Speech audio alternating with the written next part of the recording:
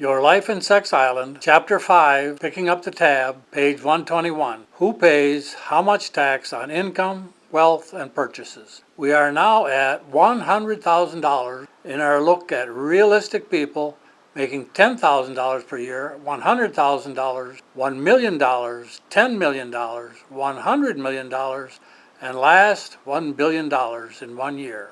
$100,000 per year, Bob and Betty. Bob is an accountant. 3 years ago, he picked up his CPA in night school. He had to drive over to Beaverville 3 nights a week in the community college for 2 years, but it is paying off. He works for Bartlett Construction, which has contacts with several large manufacturing firms in the county. Contacts are not contracts. Every contract is a bid job, but they usually know, Bartlett knows, that they are the only bidder for the job. 6 months ago, Bob, started to make all of the workmen keep more complete time cards, and he trained Brad, his accounts receivable guy, to carefully compare the time cards to the wording in the bids and change every deviation as an add-on change order. He has increased the take on bids by an average of 20%, and he makes sure that Mr. Bartlett knows about every one. He talked Mr. Bartlett into making some noticeable contributions to some of the city and county aldermen, and then to get into blacktopping some city and county roads and paving concrete roads and tennis courts and the like. The contracts poured in. They were profitable, very profitable. Bob received his first bonus last year. Bob dated Betty a few times back when they were going to Buchanan High. They were both B-list kids, and they knew it, and they were fine with it. Bob played left guard on a football team, and the coach actually had a play where Bob pulled and carried the ball a few times. But he was not in the backfield, and he was not quite good enough for college football. He had a knack for algebra, but that was it. He took no college prep courses. He always knew he wasn't headed there.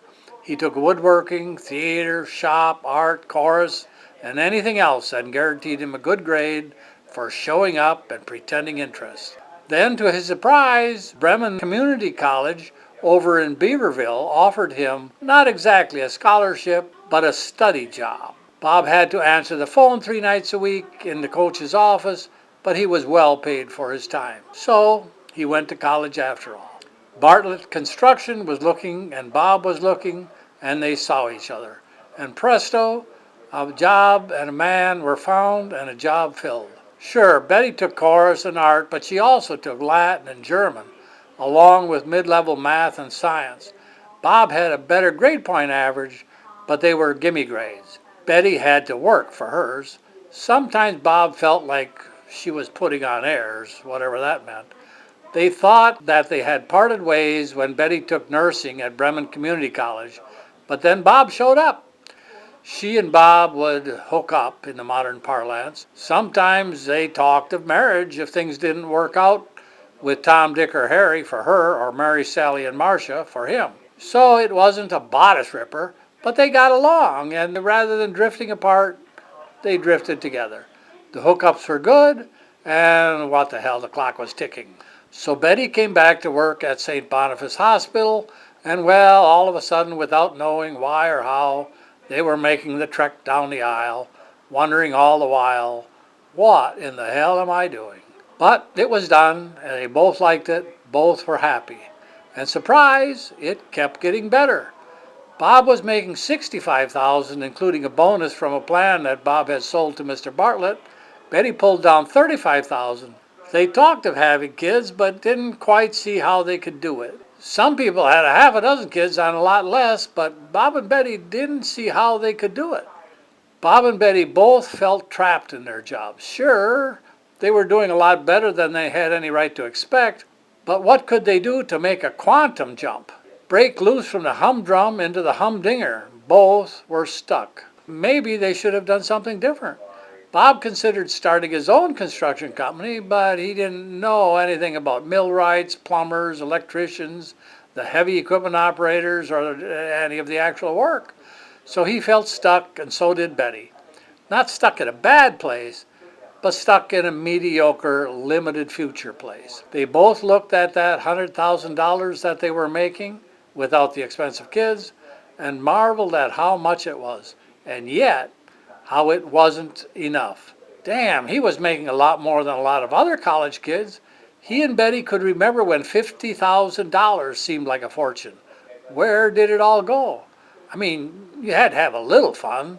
What would life be like if you didn't go to a bowl game a few times in your life? Certainly Friday night at the Beef House with a nice little bottle of wine wasn't too much to ask.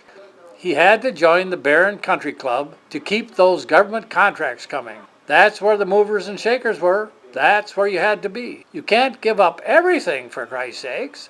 It wasn't like they were spendthrifts or anything. A little golf wasn't that expensive. They were saving towards retirement. Bartlett's had a profit-sharing plan that Bob had devised. It was worth around $10,000 already. That's not chicken feed, for Christ's sakes. 2 years ago, Betty had borrowed some Boeing stock from her uncle so that Bob and Betty could borrow against it to buy their first house. After 2 years of payments, their equity was $2,400 if the house was still worth what they paid. They were making payments on 2 cars and on the house. Damn, how do you get ahead?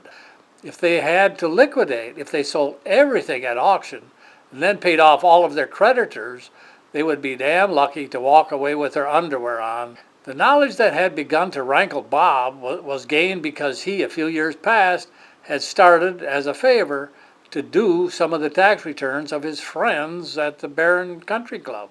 The other members were each and all better tax positioned than he was. None save himself was an employee. Each owned or was principal, partner, shareholder, or high executive in their organization. As such, most of their expenses were deductible for tax purposes.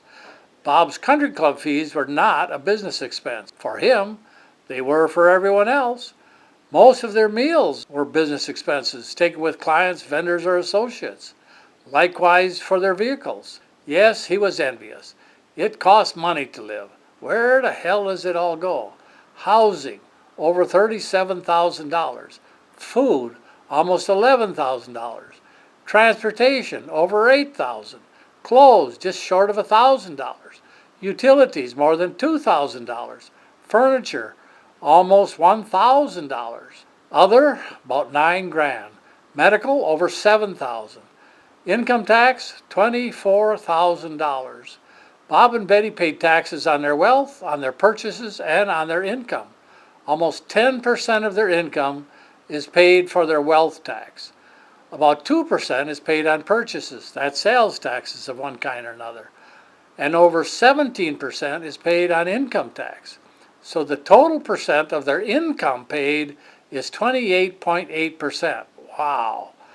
Income remaining after expenses and taxes? Virtually none.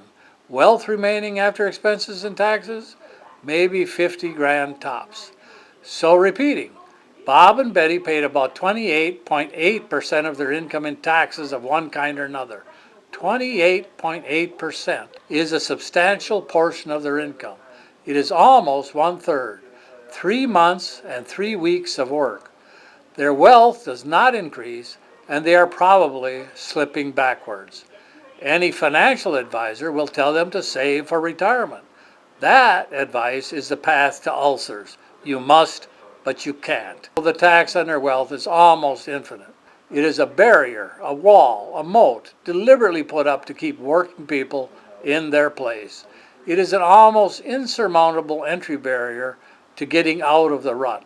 It was put there by despots, monarchs, kings, czars, queens, and it is happily kept there by the rich and the super rich and their professional liars in the think tanks, in the corporate media, and in the chattel law grinders. It is not liberal, it is not conservative, it is not fascist, it is not anarchist, it is pro-slavery. Good luck, Bob and Betty. Work hard, save your money, and you may have enough money when your phantom takes flight to buy a bedtime chamber and dig a hole to plant it. Purchase the book now by clicking on the link in the description below.